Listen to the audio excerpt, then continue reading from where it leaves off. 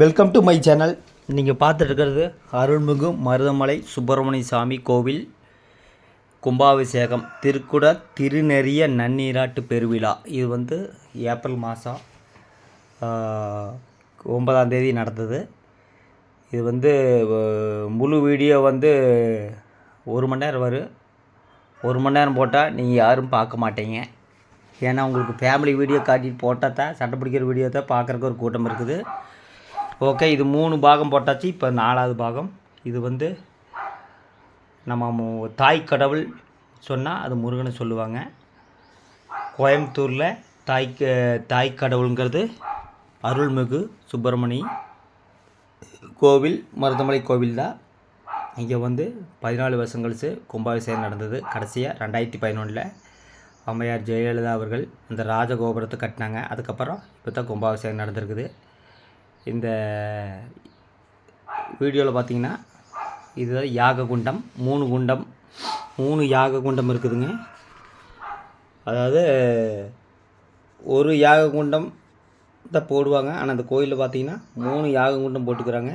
இது 48 நாளைக்கு இந்த யாக குண்டம் இருக்குது.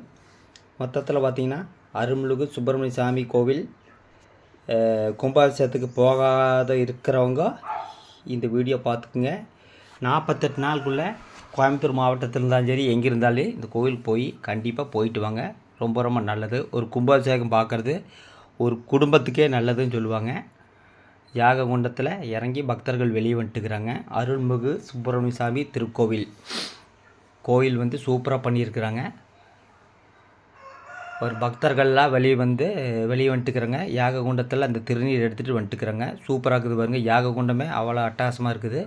மொத்தத்தில் அருள்மிகு சுப்பிரமணிய சாமிகள் சக்தி வாய்ந்த கோவில். மருதமலைங்கிறது பேர் போனது.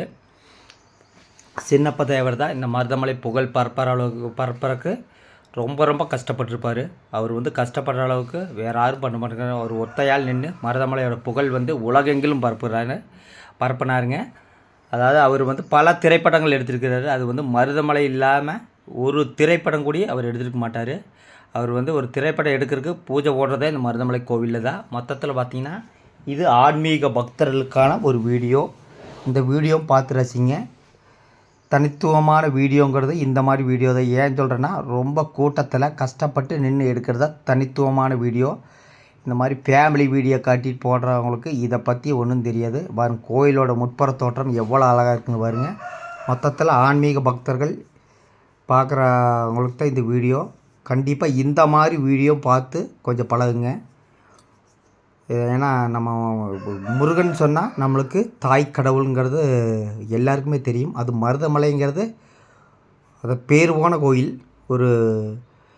இப்போ அந்த பக்கம் பார்த்திங்கன்னா பழனி, திருத்தணி, கோயம்புத்தூர் டிஸ்ட்ரிக்டில் இருக்கிறவங்களுக்கு இது ஒரு மிகப்பெரிய கோவில், சக்தி வாய்ந்த கோவில்.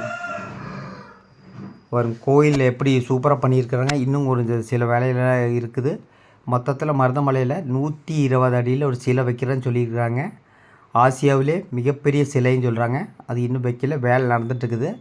மொத்தத்தில் மருதமலை கோவில் ஒரு சிறப்பு வாய்ந்த கோயில், சக்தி வாய்ந்த கோயில். நீங்கள் மருதமலை போலினா கண்டிப்பாக போய் முருகனோட ஆசீர்வாதம் வாங்கிட்டு வாங்க. ரொம்ப நல்லது. உங்கள் குடும்பத்தாருக்கும் ரொம்ப நல்லது. அருள்மிகு சுப்பிரமணிய சாமி திருக்கோயில் நன்னீராட்டு பெருவிழா. ஒரு பக்தர்கள்லாம் வெளியே வந்துட்டுருக்காங்க. அந்த ராஜகோபுரம் பாருங்கள் எவ்வளோ ஒரு அழகாக இருக்குதுன்னு பாருங்கள். உட்புற தோற்றம் பாருங்கள் எவ்வளோ அழகாக இருக்குதுன்னு பாருங்கள். ஒரு பெயிண்டெல்லாம் வண்ணம் பூசி சூப்பராக பண்ணியிருக்கிறாங்க. அறநிலைத்துறை ரொம்ப நல்லா பண்ணியிருக்காங்க. பக்தர்களுக்கு 50,000 பேர்த்துக்கு எல்லா சிறப்பு அன்னதானம் சூப்பராக இருந்தது. காய்கறிகள், பழங்கள், ஜூஸு எல்லாம் சூப்பராக பண்ணியிருந்தாங்க. பாருங்க, இங்கேருந்தே தெரியுது. ஒரு மேலே டிசைன் எல்லாம் சூப்பராக போட்டிருக்கிறாங்க. முருகனுக்கு அரோகரா, கந்தனுக்கு அரோகரா, வேலனுக்கு அரோகரா, கடம்பனுக்கு அரோகரா, அரகரா அரகரா அரோகரா. முருகன் நாமத்தை பாடி குடும்பத்தில் எல்லாரும் நல்லா இருக்குன்னு வேண்டிக்கிறேன். ஆன்மீக பக்தர்களுக்கான ஒரு வீடியோ.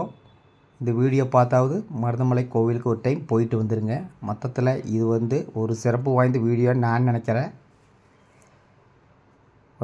எவ்வளோ சூப்பராக பண்ணிக்கிறாங்க பாருங்க.